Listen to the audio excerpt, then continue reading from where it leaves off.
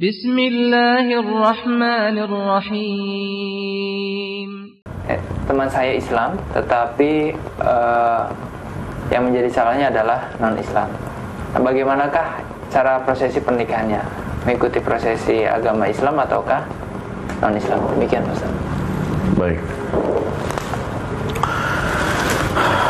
Pertama sekali saya mengajak seluruh saudara saya kaum muslimin untuk tidak menikah kecuali kepada atau sama kaum muslim.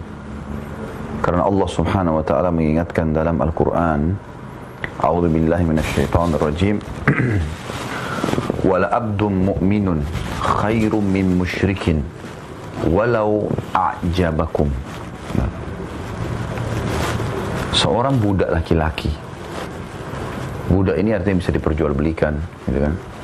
Tapi dia mukmin, muslim, jauh lebih baik. Walaupun orang musyrik ataupun walaupun ada daripada orang musyrik, walaupun orang musyrik itu mengagumkan buat kalian. Dibalik juga oleh Allah SWT, wala amatum mu'minatun khairum min musyrikatin walau a'jabatkum.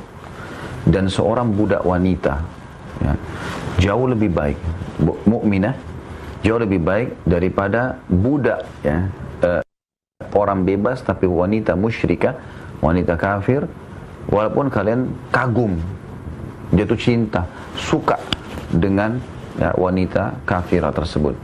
Alasannya apa? Allah mengatakan ulaika yad'una ilan nar wallahu yad'u ilal jannati wal maghfirati bi'idznih. Karena mereka itu mengajak ke neraka, sementara Allah mengajak kalian kepada surga dan pengampunannya, gitu kan? Dengan izin Allah Subhanahu wa taala. Jadi untuk di pembukaannya saya mengajak agar kaum muslimin menikah dengan sesama agama. Itu jauh lebih baik. Minimal pada saat misal ini kita berbicara buruknya terjadi perceraian. Pada saat terjadi perceraian, maka minimal anak Anda pada saat ikut dengan istri Anda misalnya, ya, atau ikut dengan suami Anda, minimal anak-anak itu tidak akan murtad dengan izin Allah Subhanahu wa taala. Meninggal dalam keadaan Islam lah. Ya, seburuk-buruknya seorang muslim tidak mungkin membiarkan anaknya pindah agama. Itu minimal. Baik, pertanyaannya sekarang, apa hukum menikah dengan beda agama? Kalau laki-lakinya kafir, perempuannya muslimah, haram secara mutlak. Allah Subhanahu wa taala mengharamkan masalah tersebut. Dalam firman-Nya, A'udzubillahi minasyaitonirrajim, tentang wanita-wanita sahabiat yang sudah hijrah dari Mekah ke Madinah. Ya, Allah SWT mengingatkan Nabi SAW, la hunna yahillu lahum, ya, wala hum yahilluna lahun.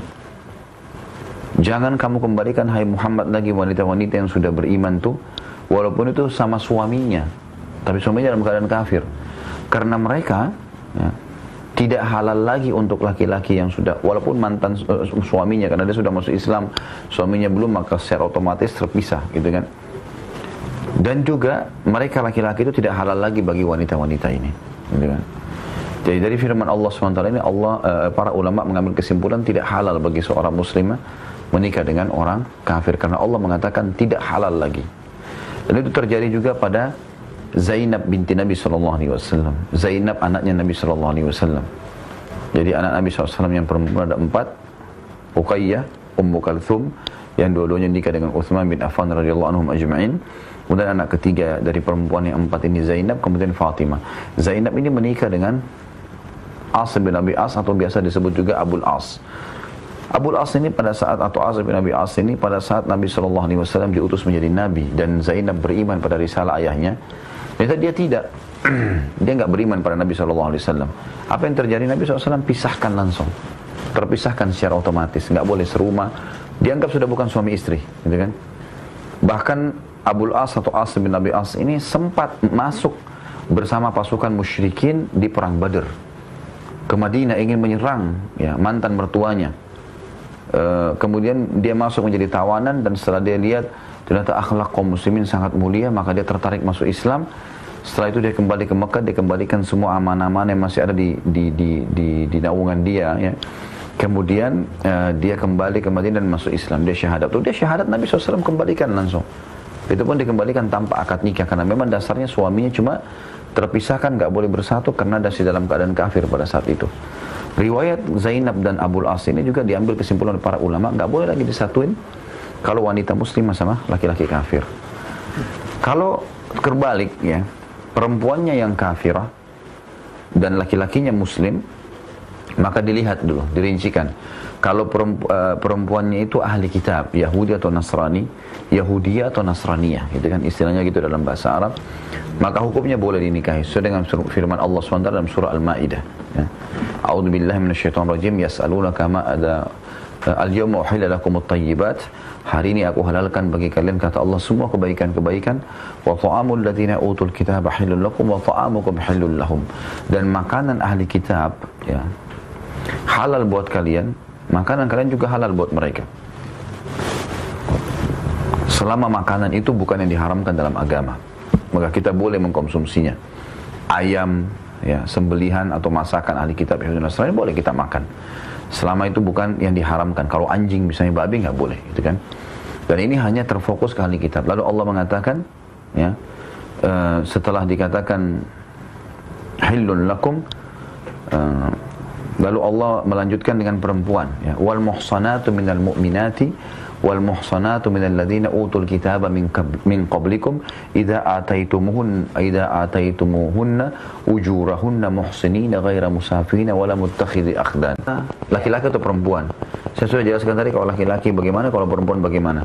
Kalau perempuan muslimah maka tidak boleh secara mutlak menikah dan tidak sah pernikahan mereka walaupun mereka menggunakan cara Islam, kecuali si laki-laki ini mengucapkan syahadat, dia masuk Islam, itu lain. Tapi kalau tidak maka tidak boleh. Kalau laki-lakinya muslim, perempuannya ahli kitab, boleh mereka menikah dengan cara Islam tentunya. Laki-laki itu harus mulia, ya, dan agama Islam adalah agama yang benar. Makanya kata Allah SWT dalam Al-Quran, dan harus diyakini itu.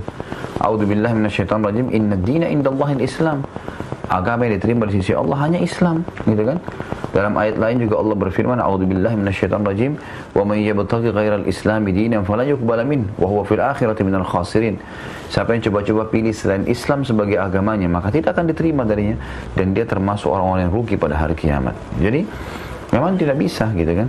Nah, jadi di sini dilihat ya, dengan cara Islam, kalaupun dia harus menikah dengan ahli kitab. Kalau wanita dengan ahli kitab sudah jelas mutlak juga tidak boleh. Ya.